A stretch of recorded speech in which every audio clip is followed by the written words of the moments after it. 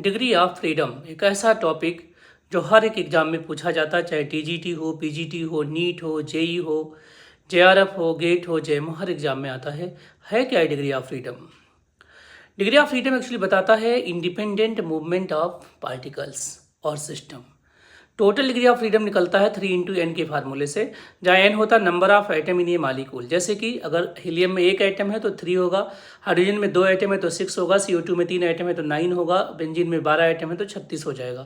इससे हम निकालते हैं टोटल डिग्री ऑफ फ्रीडम। ये जो टोटल डिग्री ऑफ फ्रीडम होता है इसको 3 पार्ट में हम डिवाइड करते हैं। ट्रांसलेशनल मोशन मतलब translational degree of freedom, rotational and vibrational. अगर मालिक्यूल लीनियर है या नॉन लीनियर है तो ट्रांसलेशनल तो पक्का 3 ही होगा, एक्स और वाई और जेड एक्सिस के अलॉन्ग।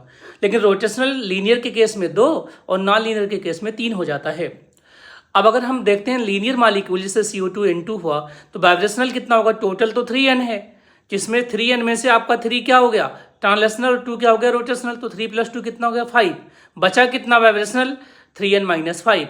ऐसे अगर आपका मालिक्यूल क्या है, मालिक्यूल अगर आपका नॉन लीनियर है तो 3 + 3 6 हो गया। टोटल कितना था? 3n। तो रिमेनिंग कितना हुआ? 3n - 6। अब इसी पर बेस एक क्वेश्चन पूछा गया है IIT JEM 2005 में, साथ में PGT में भी पूछा गया है, TGT में भी पूछा गया है कि CO2 मालिक्यूल में टोटल ट्रांसलेशनल कितने होंगे? ट्रांसलेशनल फिक्स है 3 हो जाएगा, तो ऑप्शन A, B, C में से एक होगा। रोटेशनल कितना होगा? लीनियर है तो 2 हो जाएगा, तो 3 और 2, तो ऑप्शन कौन सा बन गया? A। और वाइब्रेशनल निकालना है तो 3n - 5 के फार्मूले से निकालेंगे तो 4 आ जाएगा आंसर।